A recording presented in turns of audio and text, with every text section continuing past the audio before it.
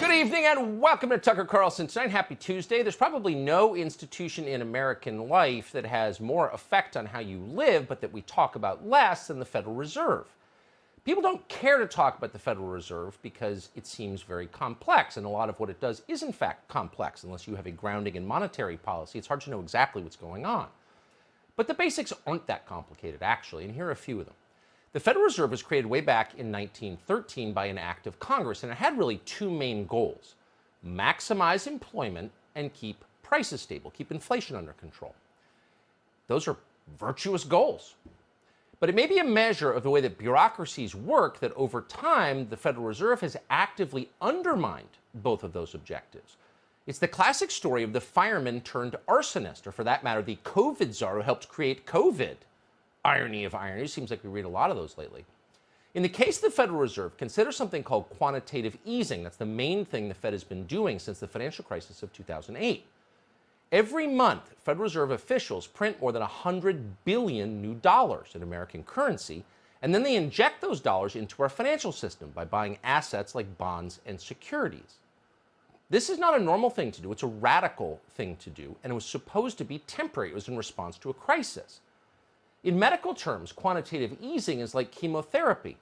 There are times when it can save your life, but fundamentally, it's poison. If you keep taking it, it will kill you. Pretty much everyone agrees on that. And pretty much everyone understands that ultimately quantitative easing causes horrible inflation. And it's easy to understand why. You don't need to be an expert. The more money you print, the less that money is worth. It's supply and demand. You buy diamonds by the carat, but you buy dirt by the yard. Overabundance decreases value. So every new dollar you print buys less. If you keep printing them, you wind up devaluing your own currency. That's one thing a responsible government should never do. It may enrich banks and a tiny number of big investors who give to the Democratic Party, but devaluing your currency screws everyone who works and who saves. And that's immoral. Those are exactly the people that a legitimate government ought to be trying to help as its core mission. And yet they're not. All these years later, quantitative easing continues. They're still doing it. On Wall Street, they joke about how it's going to go on forever. They call it QE infinity. It's an incredibly reckless policy, and everybody knows it, very much including the people who are getting rich from it. So for the better part of a year, Fed officials have been promising they're going to stop doing this. They have sworn they will get sober. They have vowed to begin a process called tapering. That means they'll start to gradually slow the money they print. At a Fed meeting in April, officials said they'd start to do this very soon. They would taper, but they never did.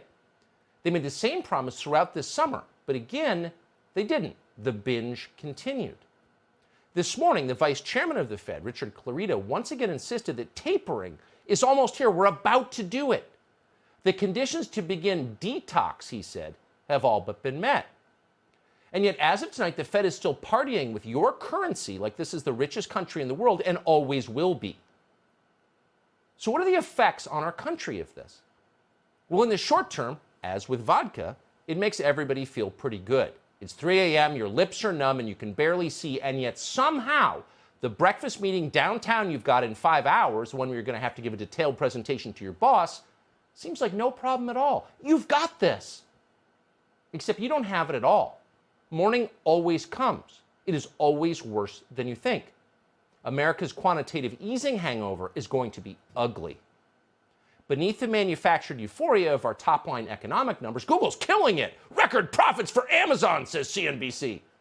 Beneath all of that garbage, the actual American economy is in trouble, and there are many signs of it. Labor markets are tight right now because a lot of Americans have simply dropped out of the labor force. 4.3 million people walked off the job last month. Some of them were forced out by Joe Biden's vaccine mandates. Projections for GDP growth just dropped from 6% to 1.5%. Small businesses across the country are dying. And maybe most ominous of all, inflation is here. It's not just a temporary problem caused by COVID-disrupted supply chains. It is absolutely real. The American economy starting to sizzle once again as it emerges from the pandemic.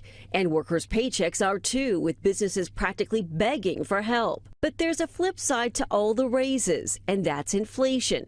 Prices rising at the fastest rate since 2008. Everything from washing machines up almost 30% to furniture up 11% and television sets up 8%. So it's happening throughout the economy. It's not just washing machines and television sets, consumer electronics. It's everything, including the big things. Try to buy a house. It's now more expensive to buy a home than it has ever been at any time in American history. The median existing home price last year was $310,000. It's now over $356,000, and a lot more in the zip codes you might want to live in. Part of the reason is the cost of building materials. They're completely out of control. Last October, lumber went for about $580 per thousand board feet. As of last week, it was $712. Last August, used cars, which you might need, were selling for an average price of $21,000. This August, a year later, they were almost $28,000. Same car, $7,000 more. Over the same period, by the way, as you well know, the price of gas jumped a full $1 a gallon, and a lot more than that in some places. Been in the grocery lately? The cost of a pound of steak is up by $2.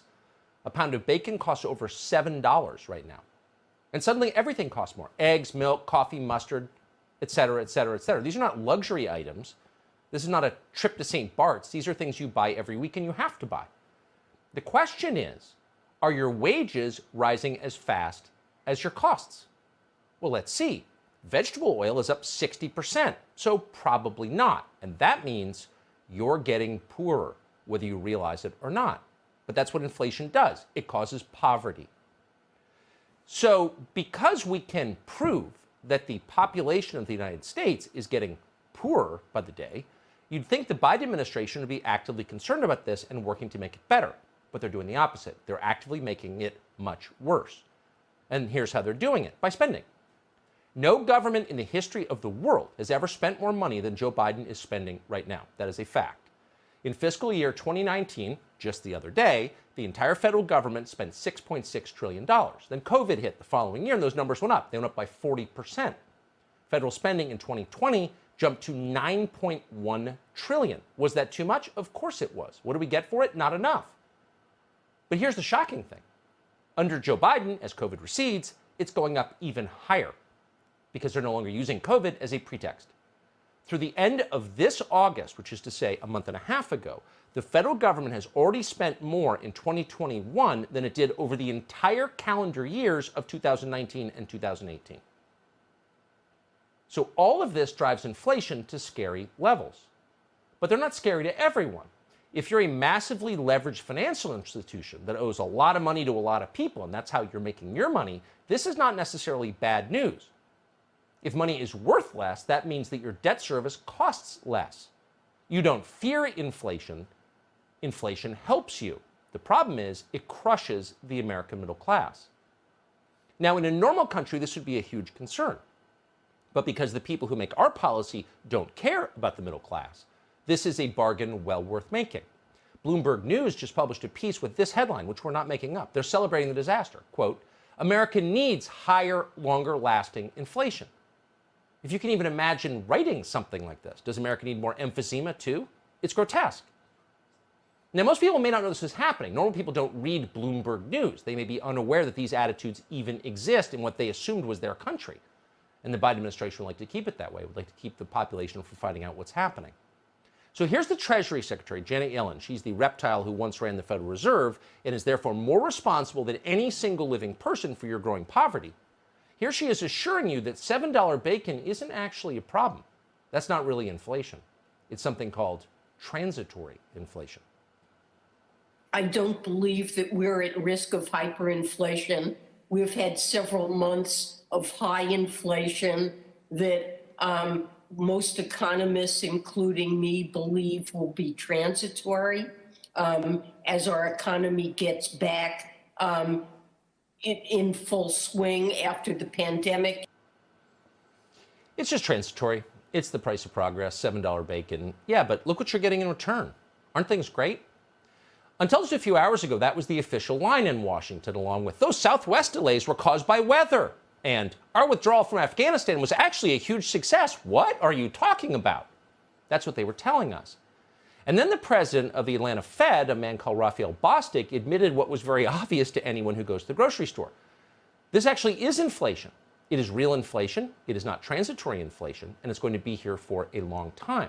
What he didn't say was that this is not an act of God. This isn't a hurricane. It's not an earthquake. It's not something we can't control. This is the result of decades of policy that have enriched a few and impoverished the many. When will the reckoning be for that? And what are the effects for you going forward? Oren Cass has thought a lot about this. He understands monetary policy. He's the executive director of American Compass, and we're happy to be joined by him tonight. Oren Cass, thanks so much for coming on. So as you see these spending bills, the so-called infrastructure bill, numbers that no one who follows federal spending has ever seen before or even imagined he would see, you almost never hear anybody suggest that these may be inflationary. Spending this much money might devalue the U.S. dollar. Why does nobody say that?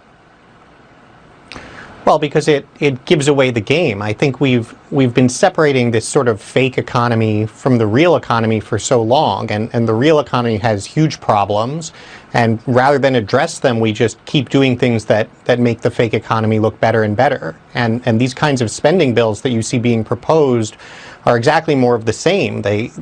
Politicians can say, look at this, look at all the money we're sending you, and hope that the music doesn't stop playing, at least until they're gone.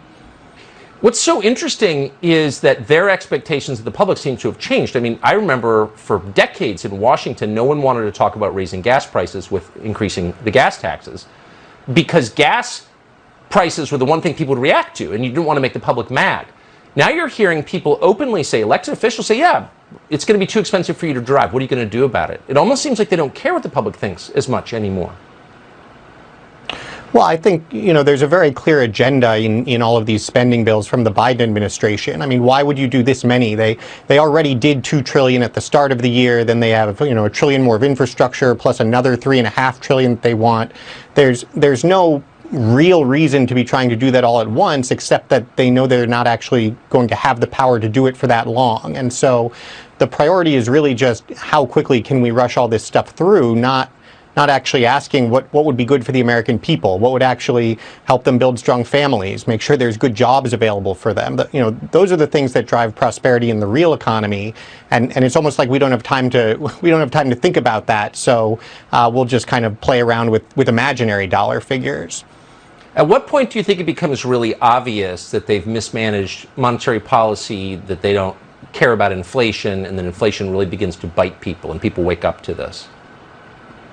Well, the dangerous thing about inflation is that it builds on itself. The expectations that we have for inflation then lead to more inflation. So I think there's a real danger that if you say, we'll just kind of let it run a little bit and it won't get too bad, that's exactly when things can really start to get out of control. And I think if we were to see, all of this proposed spending go through, if you look at already the supply chain issues we have, the shortages out there, as you mentioned, it's really important. People think wages are going up, but they're not going up as fast as inflation. So, in fact, wages are going down. That's right. What people will notice, and that's just not sustainable. That's when the car hits the wall. Right, and that's when you have real political volatility. Inflation makes systems teeter. I think these people are really reckless. I know you agree with that. Oren Cass, thank you so much for unpacking that for us. Thanks for having me.